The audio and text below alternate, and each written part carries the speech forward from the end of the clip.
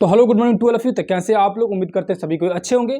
तो आज हम लोग क्या पढ़ने जा रहे हैं, आज हम लोग अपनी बुद्धि को चेक करने जा रहे हैं, यानी कि बुद्धि यानी इंटेलिजेंस के बारे में पढ़ने जा रहे हैं लोग। ये सीडीपी का क्लास चल रहा है जिसमें और सारे वीडियो डाला जा चुका है।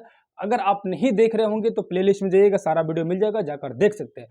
शुरू में ही मैं बोल चुका हूँ कि सीडीपी सिर्फ आपका 30 नंबर का ही नहीं बल्कि हर एक सब्जेक्ट में 15-15 नंबर का पेडागोजी आएगा जो सीडीपी से ही रिलेटेड है। यानी अगर आप सीडीपी पे बढ़िया से मेहनत करते हैं तो 90 नंबर का आपका तैयारी हो जाएगा सीटेट के लिए। समझ रहे हैं? तो आज उसी के संदर्भ में अगला जो टॉपिक, अगला जो चैप्टर है बुद्धि यानी इंटेलिजेंस, इसके बारे में आज हम लोग कंप्लीट तौर से समझेंगे लोग, देखेंगे लोग। इससे रिलेटेड जितने भी क्वेश्चन आएंगे उसको समझ लेंगे लोग, और हमें नहीं लगता इससे बाहर किसी तरह का क्वेश्चन आ सकता है। जितना कराया जा रहा है सीडीपी आप उतना ही आराम से कर लीजिए, हमको लग रहा है इनफ है, काफ़ी है। जैसे जैसे हम लोग क्वेश्चन का सेट बनाना शुरू किया जाएगा, कल या परसों से हम लोग लगातार एक एक सेट्स बनाया जाएगा, जो आपको इस चैनल के माध्यम से भी बनाया जाएगा। पर डे एक आपको सेट बना लेना है प्रीवियस ईयर क्वेश्चन का, उसको सेट लगाते चलना है, उसमें देखते रहना है कि किस तरह का क्वेश्चन जो है रिपीट हो रहे हैं और कौन कौन से क्वेश्चन बराबर पूछे जा रहे हैं, और इस टॉपिक से रिलेटेड किस तरह के क्वेश्चन आते हैं, सारे आप ध्यान देते रहिएगा।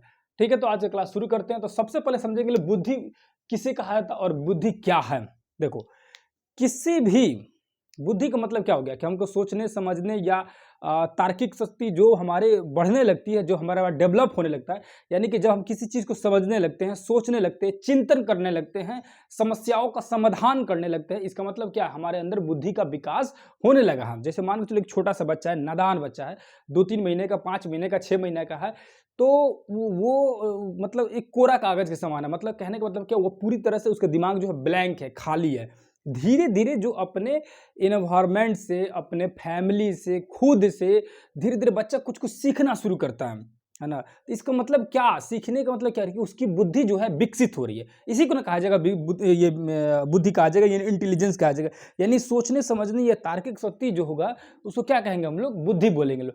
समझ रहे हैं है? बुद्धि जो होता है एक तरह से अस्थाई भी होता है और परिवर्तनशील भी होता है। ये क्या है, तो बुद्धि जो है, हर किसी का बुद्धि जो होता है, वो कहने का स्थायी का मतलब क्या है कि अगर आप जो चीज़ सीख लेते हैं, बहुत सारी चीज़ें हैं, बहुत सारी चीज़ें जो है, जैसे मान के चलो कि बुद्धि का मतलब हो गया कि अब चलना सीख गया, दौड़ना सीख गया, तो ऐसा तो नहीं है कि कुछ दिन बाद आप दौड़ना भूल जाइएगा, ऐसा तो नहीं है कुछ दिन बाद आप चलना भूल जाइएगा। तो कुछ चीज़ें जो होती हैं वो हमेशा अस्थायी रहती है, कभी भूलते नहीं हैं। लेकिन कुछ चीज़ें जो है हम भूल जाते हैं, परिवर्तनशील भी रहता है। उसी को कहा जाता है कि बुद्धि जो होता है परिवर्तनशील होता है। जैसे कि बहुत सारी चीज़ें हम दूसरे से सीखते हैं, जैसे कि कोई भाषा हो गया, किसी भी चीज़ का अध्ययन हो, जैसे हम लोग बुक वगैरह ही पढ़ते हैं लोग, तो कई कुछ समय के बाद धीरे धीरे भूल जाते हैं। तो वो भी एक तरह का बुद्धि ही हुआ, जिसको हम लोग सीखे, कुछ दिन बाद भूल गए, और कुछ जो होती है वो कभी भूला नहीं जाता है। इसीलिए कहा गया बुद्धि यानी इंटेलिजेंस जो होता है एक तरह से स्थायी भी होता है और परिवर्तनशील भी होता है। समझा रहे कि अब इसमें जो है, इस बुद्धि के बारे में यानी इंटेलिजेंस के बारे में थॉर्नडाइक ने है, याद रखिएगा इनका नाम मनोवैज्ञानिक है थॉर्नडाइक। थॉर्नडाइक क्या कहते हैं इसके बारे में, उन्होंने इसको 3 प्रकार में बांट दिया, 3 टाइप में बांट दिया। इनका नाम क्या है, थॉर्नडाइक। क्या नाम है, थॉर्नडाइक। थॉर्नडाइक क्या कर रहा है, इंटेलिजेंस को 3 पार्टों में बांट दिया। उनके अनुसार एक मूर्त बुद्धि होता है, एक अमूर्त होता है, और एक तीसरा जो होता है सामाजिक बुद्धि होता है। मतलब थॉर्नडाइक के अनुसार कितने प्रकार का बुद्धि होता है, 3 प्रकार के, मूर्त, अमूर्त और सामाजिक। मूर्त और अमूर्त मतलब क्या होता है, इसको समझ लेंगे। मूर्त मतलब होता है जिससे हम देख रहे हैं, जिसे हम समझ रहे हैं, कोई भी ऐसा काम जिसको हम देखते हैं या सोच समझ के करते हैं। कहने का मतलब क्या है कि जो भी कार्य किया जाता है वो दिख रहा है। जैसे मान के चलो कि कोई मिस्त्री है, घर बना रहा है, वो दिख रहा है, समझ रहे ना। जैसे कि मान के चलो कोई मैकेनिक है, गाड़ी बना रहा है, दिख रहा है, स्वर्ग से रहता। जो कार्य दिख रहा है, जो क्रिया हो रही है वो दिख रही है हमारी आंखों से, उसको क्या बोलेंगे, उसको बोलेंगे कि ये मूर्त बुद्धि है। यानी कि जिस बुद्धि के द्वारा हम अपने घर बना रहे हैं वो दिख रहा है ना। तो इसमें बुद्धि का यूज कर रहे हैं घर बनाने में, लेकिन वो दिख रहा है तो उसको बोलेंगे मूर्त बुद्धि।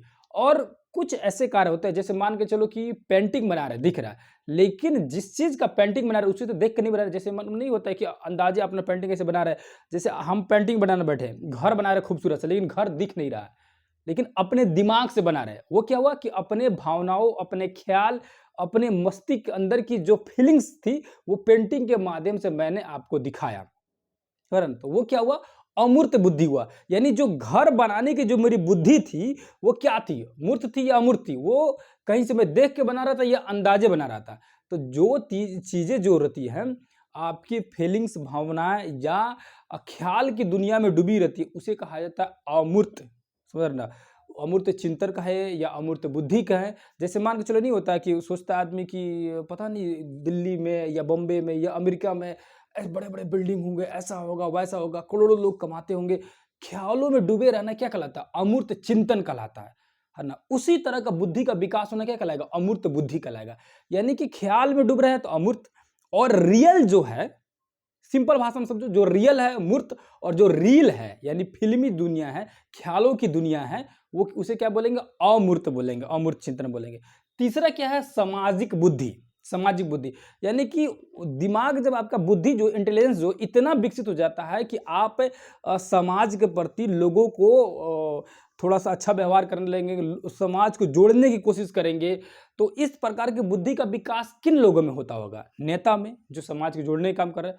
हालांकि मीनिंग है नेता को समाज की जोड़ने की, लेकिन समाज को तोड़ने में सबसे बड़ा हाथ नेता लोगों का ही होता है। स्वर्ग से, खैर उसको छोड़ो, वो अलग टॉपिक है। तो सामाजिक बुद्धि का मतलब हुआ कि जब आपके अंदर वो विकास, बुद्धि का वो विकास होने लगा जिससे आप समाज को जोड़ने लगे किसी भी रूप से, तो उसको कहा जाएगा कि सामाजिक बुद्धि। जैसे एक नेता करता है, एक अध्यापक भी कर सकता है। अध्यापक जो है समाज का, सही समाज का निर्माण करता है। समझ रहे हैं? तो ये इन्हें अध्यापक या आप व्यवसायी भी कह सकते हैं, यानी बिजनेसमैन। बिजनेसमैन भी क्या करता है, ये बिजनेसमैन एक दूसरे बिजनेसमैन से या लोगों के बीच में अपने सामानों को बेचकर या बिजनेस करके लोगों के बीच में एक अपना माहौल बनाता है, एक लोगों को जोड़ने की कोशिश करता है। तो इसको बोलेंगे सामाजिक बुद्धि।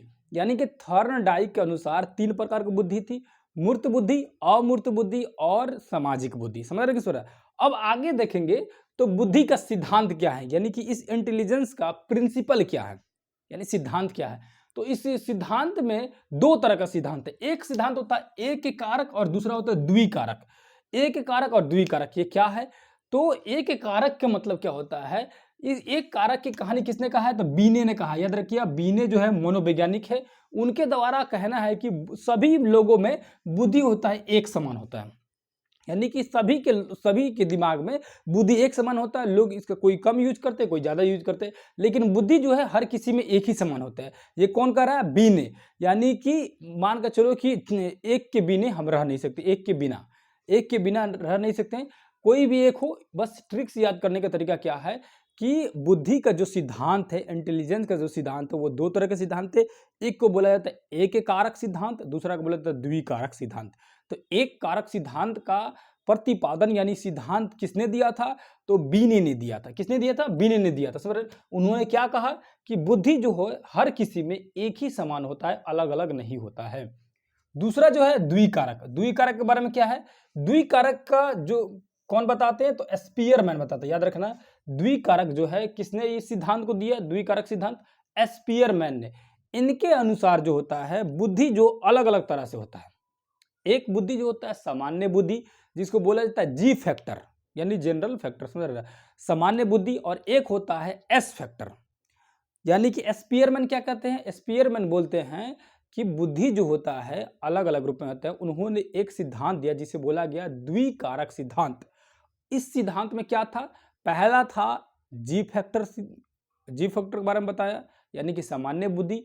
और दूसरा बोले एस फैक्टर, यानी कि विशिष्ट बुद्धि या विशिष्ट तर्क जिसे बोला जाए, विशिष्ट तत्व बोला जाए। समझ रहे ना, पहला क्या बोले, सामान्य तत्व, दूसरा बोले विशिष्ट तत्व, यानी कि जी फैक्टर और एस फैक्टर। याद रखना, जी फैक्टर और एस फैक्टर। दूसरों से अर्जन करना बुद्धि क्या कहलाता है, जी एस फैक्टर कहलाता है।